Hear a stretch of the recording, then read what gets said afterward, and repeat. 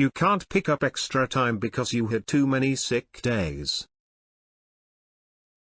I'm a nurse at a large hospital. The floor I worked on was selected to be the COVID unit during the first and second waves. More nurses than not were catching COVID.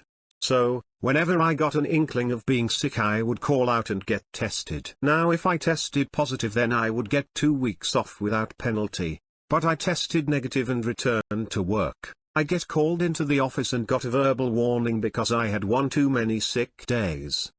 I said to my manager, you realize we are in a pandemic, right? She says yes, I know that, but we still have to stick to the original policy. When we clock in, there is an electronic message that pops up on the time clock that reads, during the pandemic we need to self-monitor ourselves, and by clocking in you are declaring that you are fit to work. There was no adjustment to the policy even though we were a COVID unit during a pandemic. So, I would either have to lie about feeling sick when I clock in, or call out and get in trouble. Here is where the malicious compliance comes in. I had always picked up a lot of extra time in a sister department. Not because I needed the extra money but because the hospital was always short-staffed. My manager didn't like the fact that I picked up extra time in the other department. She wanted me to pick up extra time in our department. So, she said, as punishment you cannot pick up extra time in the other department for 90 days. The length of my disciplinary period. You should be responsible enough to pick up extra time in your own department. As I didn't need the extra money, I didn't pick up any extra time in that period. I got called almost every day to ask if I could come in because they were short-staffed. One of the reasons they were short-staffed was because our sister unit was even more short-staffed and the nurses on my unit were getting pulled to go work there. If only more nurses picked up extra time on the other unit, At the end of the 90 days, I was told I could pick up extra time in the sister department again. At which point I handed in my 2 weeks notice and told her I accepted a position at another hospital. She then tells me that because of my years of service I need to give 4 weeks notice. I tell her no, that's just a courtesy, so I'll extend the same courtesy I got when I needed to call out sick. Now to the comments. Well done. Duck jobs that give no shits about you and yet expect you to make them your life. You need to really think about what's more important, this job or X. It's always X.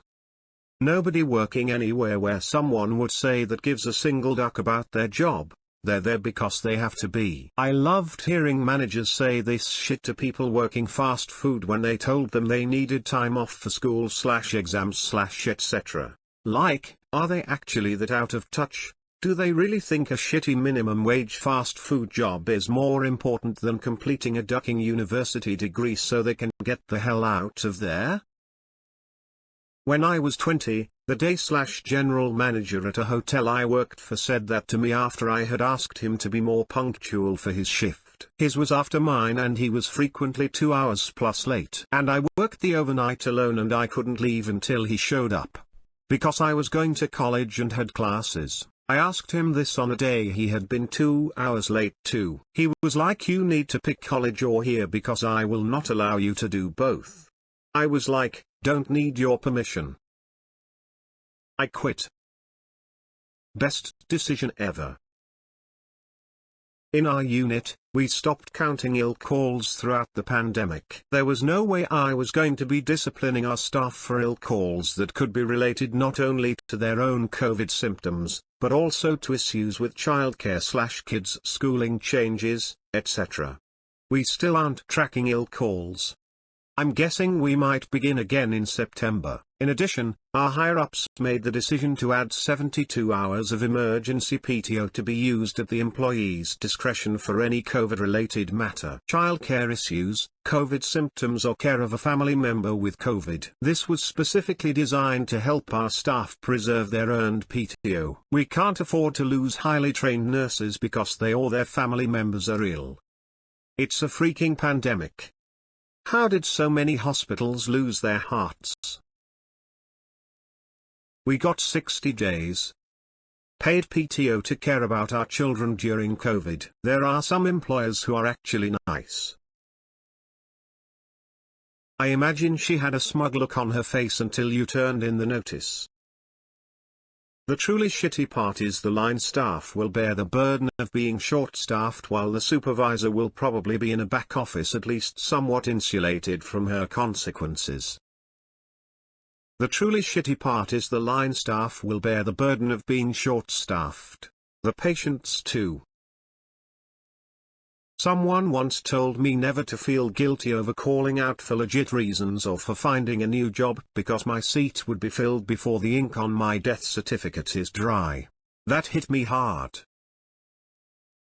I had a boss at a business I worked at for 10 years put it very frankly, everyone is replaceable. And he wasn't trying to scare us, he was being honest. That business opened in 1945 and that was said in about 2009. Literally nobody that worked there in '09, was there in 1945 and the business still opened its doors every day. He was dealing with a rather Karen of an employee who was getting more and more choosy with what was and was not in her job description and she very publicly threatened to walk out. And he told her he would have a person in her chair by the end of the day. Yep. It's kind of abusive. When you work as a healthcare professional you have to sign a register saying you are fit to work from a character, health perspective. You are told not to come to work sick because of vulnerable patients etc. You have a legal duty of care to protect your patients. But actually, be sick and its escalation policies and verbal warnings and the extra stress of worrying about your job. They act like we have an overabundance of staff to begin with. It also creates a culture of presenteeism where staff come to work unable to function properly affecting both staff and patients that day. If they are contagious then you have more poorly staff the following day. I always wonder, and even more with this, why on earth does the whole country accept that sick days can 1. Be subtracted from your vacation. And, more importantly, 2. Be fixed to a number. I am by no means an expert concerning these policies, but many countries do not have them as being sick is nothing you can plan, which at least leads to the employer being burdened with either proving abuse or finding another reason to legally punish a worker. Don't subtract from vacation. Being sick is not a vacation, and the very small vacation time we get should be saved for pleasant things. Give enough sick time so that people can be human, please. And enough vacation that they can relax and enjoy their job. I tell her no, that's just a courtesy, so, I'll extend the same courtesy I got when I needed to call out sick. Had a friend with a similar situation, and the giant knob of a boss hadn't yet taken the resignation letter. So, they ended that similar sentence with something along the lines of, and since you apparently don't even want to put forth that much courtesy either. I take back what I said. Ripped the envelope in half. Effective immediately, I resign. This has always confused me. How can a business require a certain amount of notice? Wouldn't they just stop paying you if you didn't come to work? I'm a teacher, so failure to fulfill a contract can result in losing certification, which is a pretty big threat. Can nurses lose their license? You can't quit in the middle of a shift with a patient load, it's considered abandonment. We're free to quit the second we've given report and handed off the patients to a new nurse. The hospital system may put you on a do not hire list, but that's not much of a threat when you can throw a rock in any direction and hit an open nursing job. Yup, courtesy begets courtesy. She then tells me that because of my years of service I need to give 4 weeks notice. Funny, I thought this was an at-will state. Can I have a copy of the contract where I agreed to that? Oh.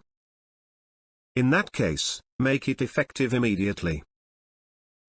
To be honest, it sounds like you're not getting a recommendation from this place regardless. So this would have been my response had I been told no, it needs to be 4 weeks, Lamau.